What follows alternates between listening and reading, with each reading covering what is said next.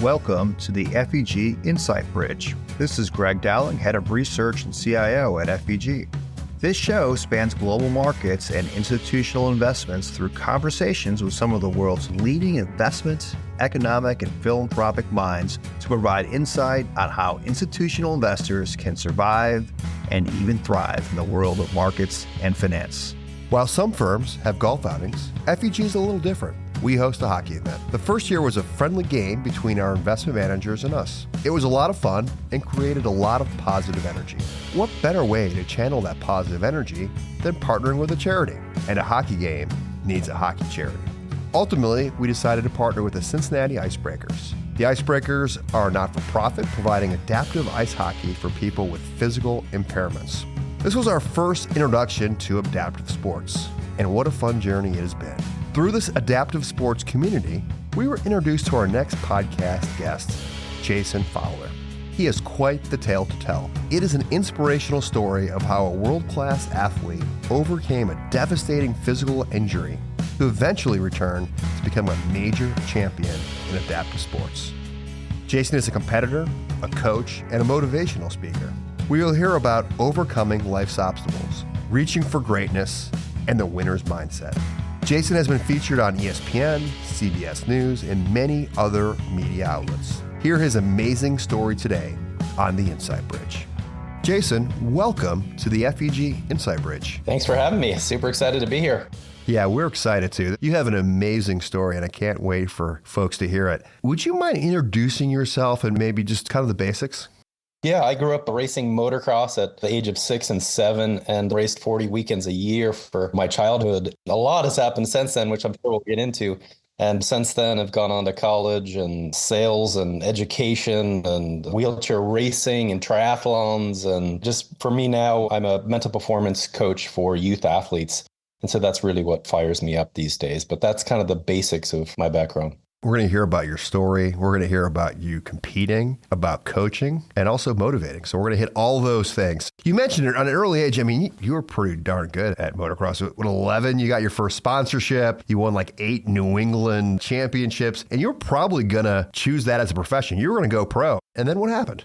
Everything was focused towards being a professional and being sponsored by Kawasaki, one of the major manufacturers on their amateur team. And then I was out practicing one day, just like I did every day. And it was a early release day for us and in the middle of March. And it was a warm one. So we all went out to the place in the forest that we normally did and practicing some hole shots, which is just basically from 0 to 30, 40 miles an hour all at once. And I didn't see a rock and some grass. My bike hit a rock. It sent me flying, landed straight down on my head. And, of course I had helmet on, everything like that. And it compressed all the way down my spine and severed my spinal cord just below the chest and basically paralyzed me from that point down. At the moment, I didn't know exactly what had happened. I was shook up a little bit, but yeah, just a big event, right? Especially as a 17-year-old at this point. This happens. Were you with other people? Like you're paralyzed? Like walk me through this. I didn't even really know what that meant. In the moment, I'm just like, my lower body feels disconnected. And so I was with 3 other people, 3 of my buddies that I grew up racing with and practicing with. And the moment that I remember the most vividly was my friend Brian was there and the other 2 went to go get help. I was kind of just still had my helmet on. It was a little bit of an incline, I believe. And I said, take my boot off. And I said it again, like 30 seconds later. And he's like, I did. And at that moment, I knew something was off. I was like, I didn't feel a thing. I knew something pretty big was off, and I just didn't know what that meant at that moment. I imagine they rush you to the hospital and you get there. It's got to start to be sinking in, right? You're 17 years old. I would say that would probably weigh on anybody at any age, right? But you're 17 years old. You don't really have that perspective of time. Like, what is it like for a 17-year-old processing that they may lose their life's work and passion up to that point? Definitely was just really scary. I was in a little bit of pain, but not horrible. And the doctor comes into the sort of triage room and my parents were there. And he said, well, I've got good and bad news. The bad news is you severed your spinal cord and you're never going to walk again. And good news is people with your sort of injury, they live sort of normal, active lives. And I'm just thinking like, what does that mean? I'm just thinking like wheelchair, like, can I live on my own? The basic necessities of life. So just really scary at that moment to sort of know what my life was going to look like and be. And shortly after there, just sort of like, as you mentioned it, some sadness really for several months that this had happened. and just not knowing what the future was going to hold. I can only imagine. Crazy thing is, like, if it was me, like, I would crawl into a hole and I'm not sure I'd get out. You weren't down long, right? I mean, like, you pretty quickly, you kind of focused your attention on other things. Like, how did that happen?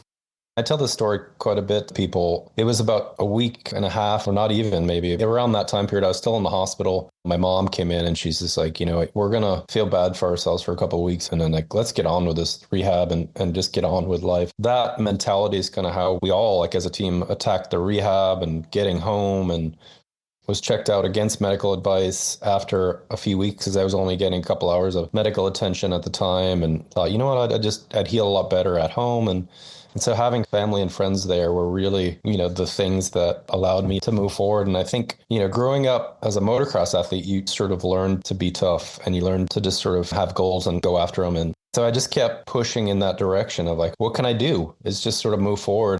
And of course I was sad, and of course I was a little bit angry, and of course all those things. But, my background really sort of helped me move through that period of time. I would think in motocross, you're falling off quite a bit. Like there's not a time where you never fall, right? So you kind of have to get back up on the bike and go. That's some tough love from your mom. How did you feel about that? We just sort of grew to expect that from my mom. That felt right. It's just like, yeah, that just sucks, but let's move forward. Quickly after it, I'm just like, okay, here's mom again. But, at the same time, like that only sort of helped. We still grieved. We still went through that process, and that took a little bit of time. I had fallen off, had broken bones before and was out for a few months. And then you come back and you're better, you're stronger, you're refreshed and ready to go. And this wasn't going to be one of those times. I knew that. And that was probably the hardest thing to accept. Again, you're just 17. You don't know better in a lot of ways when you're 17, just like what it really means. And that was definitely a challenging time. So I love the story. Tell me the story about how you decided to get into wheelchair racing. The interesting part, the seed was planted when I was in the hospital in April, and the Boston Marathon was going on. For those of you that are from New England, the Boston Marathon is in kind of the third Monday of April every year. And I saw that on the television. I saw the wheelchair division, and I was like, wow, that is so cool. And I saw this guy, David Bailey, in the race that year. He was a guy that had similar injury to mine and was in a motocross, and he was a champion in motocross as a professional and had a similar injury. And I thought, I want to do that. Like, that's going to be me. And so I had that seed planted. And then I borrowed a racing wheelchair from a friend of a friend after about 5.5, 6 months after my injury that summer. Maybe it wasn't even that long. And I just started doing road races. And I'll never forget jumping in that chair. It was like, oh, this is horrible, because it was just starting over. It's like going from really good at something to like really not good. And so that part was horrible, but at the same time, it was all I had. It was kind of like my lifeline to just do something with my body and mind to distract me from what I had going on. And really, it just allowed me to focus on what I had and not what I didn't have at that moment. Do you think that helped you? I mean, just having something to focus on like that, because you're starting to relearn your body, right? What you can do, what you can't do, and to be able to have something to kind of train for, was that helpful?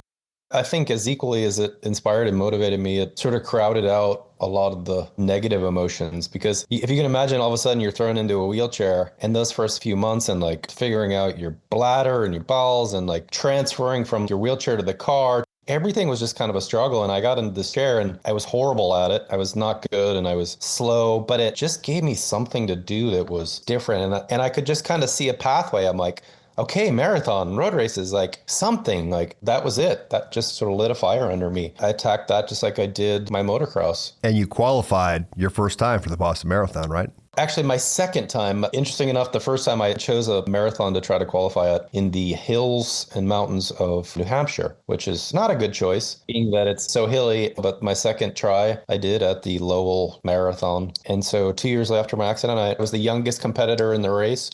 I believe I was 19. That was awesome. And interesting enough, like it's one of my faster times was that first race. I still I trained a lot and did really well. So it definitely lit a fire under me. You probably didn't know better to pace yourself, right? So you probably just went all after it and ended up with a good time.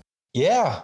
Just got at it. I love that though. 2 years prior, you're in your hospital bed. You kind of see this race going on, but you're like, I'm going to do this. And you do it. That's not really the end of the story, right? Because you do that and you've done that a lot. But at some point you get bored with that, right?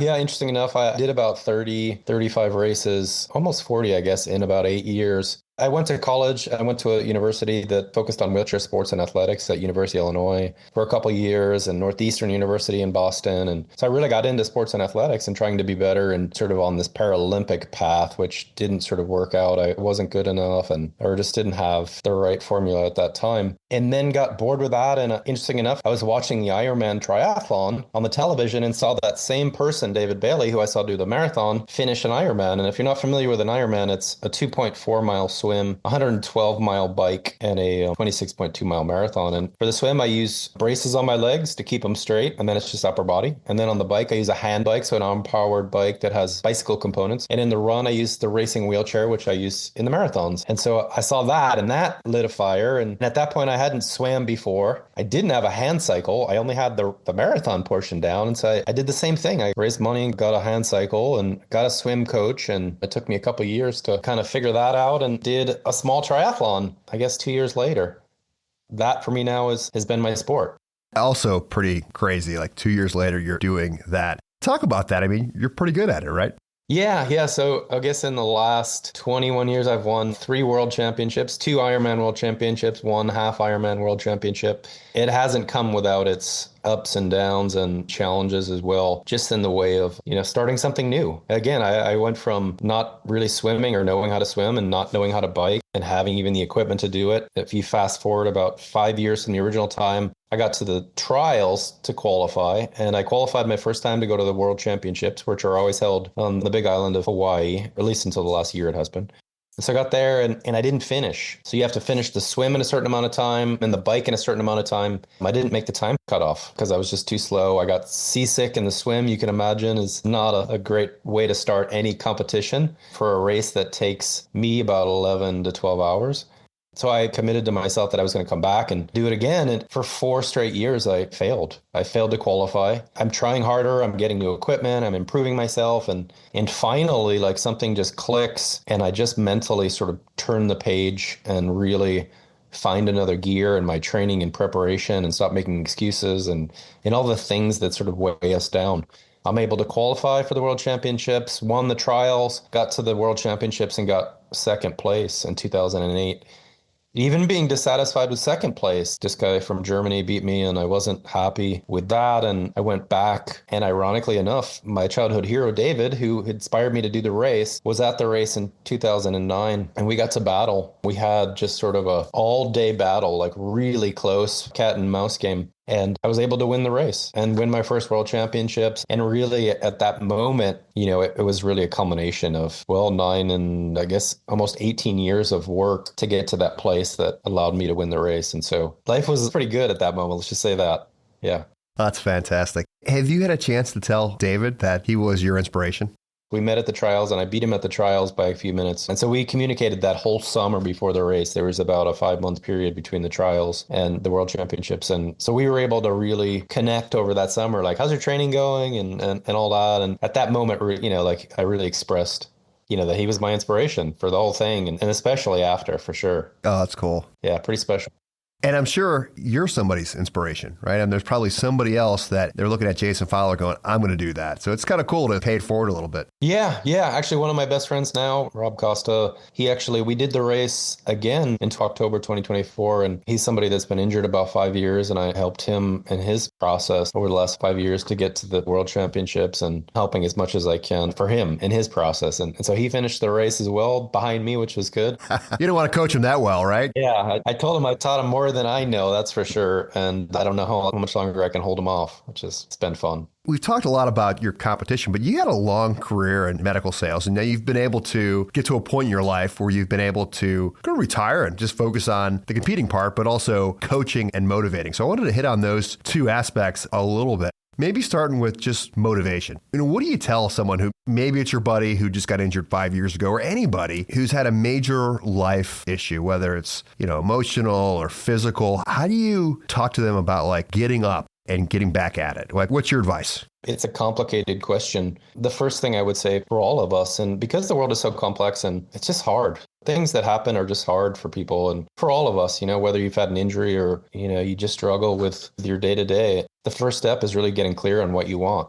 what it is that you dream to be, what it is you dream to have, and how silly or small or large, whatever those are. And for me, I think it's important to have a sort of master dream. It's your true north. It's something that really orients you in the direction that you're going. Anything that we try to accomplish in our life, anything that's worthwhile and big and good, and it always takes so much time and so much energy and effort and consistency, and you have to be resilient and mentally flexible and all those things, and you can't teach those things. And so motivating people to do that, I think it has to come from within. It has to come from a thought that's really deep inside of you that you're not willing to give up when it gets really hard. And to do that, that thought and vision has to be really strong. And you can't listen to other people telling you can't do it, or even the other thoughts in your head that you're like, oh, I can't do that. I don't have this, or I haven't done that. I don't have this degree. I don't have this money. I don't have. Your brain will come up with 1,000 reasons why you can't do something. And the only way through that is to really crowd out those negative thoughts. And I believe that to do that is having a vision. And it just takes one step at a time and breaking that down into smaller goals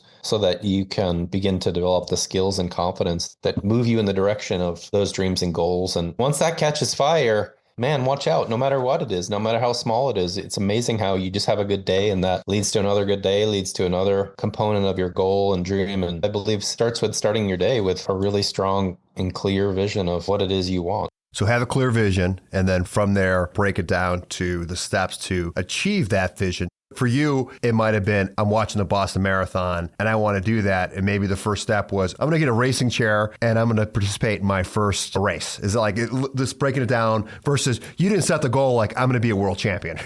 Yeah, that was it. My first was just, can I get to this race? Can I just compete? Can I do that? And then ironically enough, after 3 or 4 years not qualifying and not in that place, I decided I needed to win the race. Even though I wasn't qualifying and all that, I needed really like a jolt that would change my behavior in such a way that it just would push me to another level. And for me, it was just starting to believe that I could win this race. But that was definitely not at first. At first was the simple things. The most foundational thing was getting a bike. I got a new bike that put myself in a different sitting position that was more powerful and I could access more of the muscle I have. I got a coach and got better technique in the water with body position and all that. And so like just the most foundational things. And so what I mean by that is just how do you break down any goal, right? It's just what's the foundation to it? Like, okay, you have to have a strong mind, no matter what it is. You have to have a strong body because if you want to do it every single day, you have to physically be good. And that's not just for physical goals. That's for work goals. That's for business goals. That's for anything in life is having a strong body to be able to, withstand the rigors of everyday consistency. And so it really just comes back to like the foundational things. But I believe that if you hold that vision in place, that really is the energy and motivation that we all need.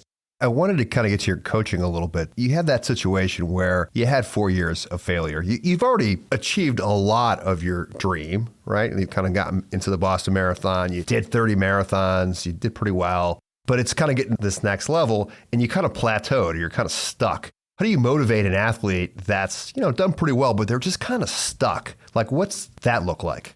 What I find is that, and I was guilty of this as well, is that we have the same thought process that happens over and over. And we tend to just kind of think something happens, and no matter what that is that happens, we tend to think the same way. And those same patterns continuing just to hold us back regardless of the circumstances and the situation. We have to break that pattern. And the way in which we break that pattern is we have to be stronger than our environment. There's just no way past that. And I believe the way in which we do that is we get a coach, we get an accountability partner, somebody that you could train with. I trained for the Ironman this last time. We didn't train a lot physically together, but mentally we would share like, hey, how'd your training go? With my friend Rob, who I was coaching, and so having others to really share the process with and to push us and to keep that energy alive that really moves us forward. Those are key parts. So even though you have attained a pretty high level, even coaches need coaches, right? People need others around them who have a shared vision and an idea who can kind of, help push everybody forward and help you on those poor days, which is probably, interesting for some people. Some people will be like, oh, I got this on my own. But you've really embraced the accountability from others.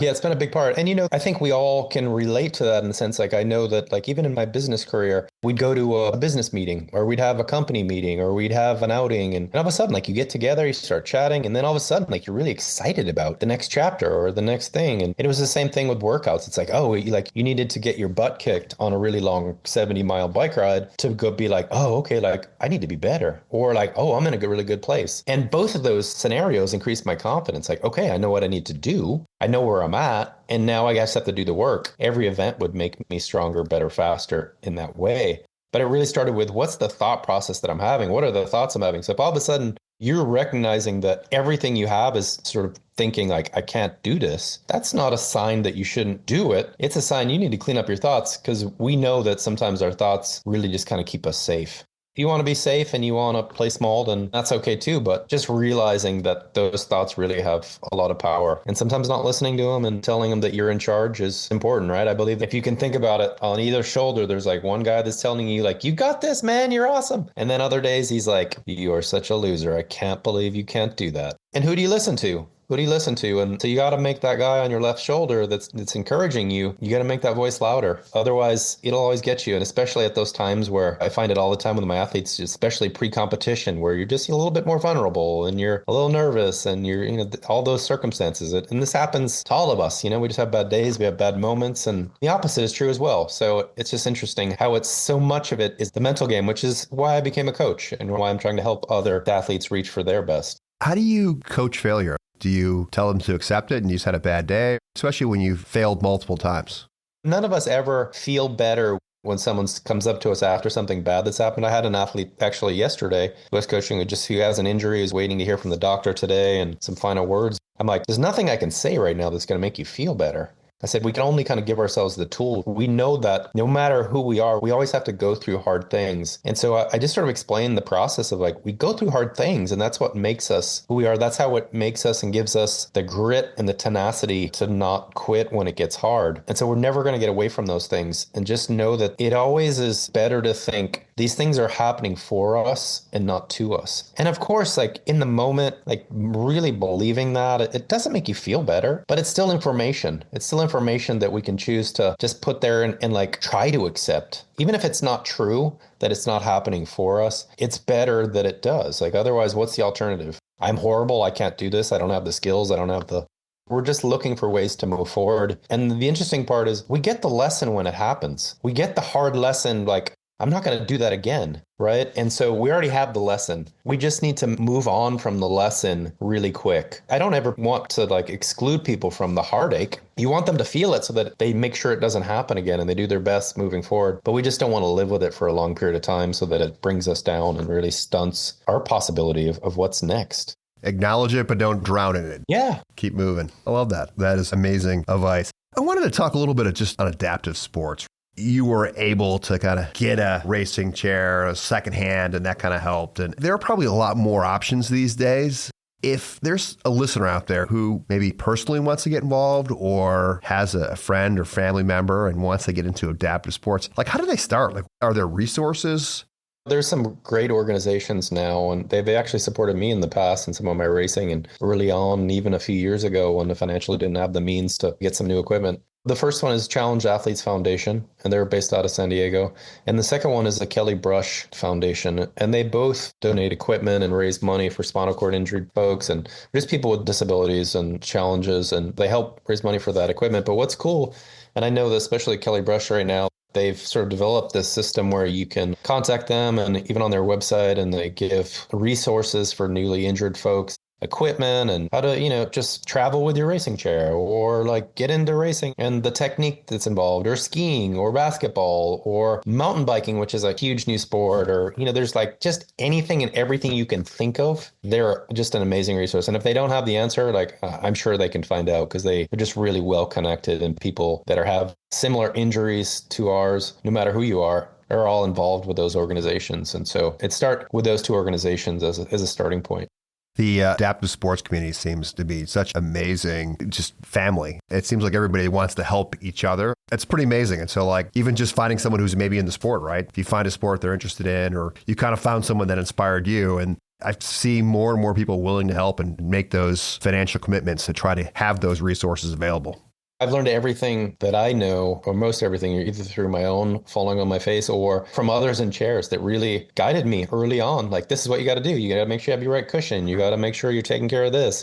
And this is the kind of tire I use. This is the kind of special glove I use. And you just, you learn so much from others that have already gone through it. And that's such a huge part. I try to coach newly injured guys and gals and pay it forward in that way. And I think it makes a big difference for folks leaning on others that have gone through it. What's the biggest issue for someone who's new to the sport? Is it just having the financial resources to get the equipment?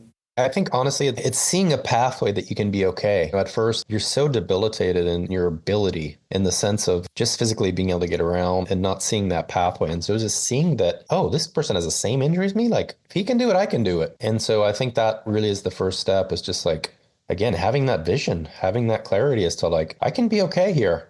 I can be okay. Like this can be okay. We have to kind of accept that, and I can maybe even heal. Maybe I can walk again. Maybe I can, and seeing others that have gone through that. Every circumstance, I guess, an injury is really different. And so it's hard to know in that regards, but it just gives you hope no matter what that is. That's great. So what's next for Jason Fowler?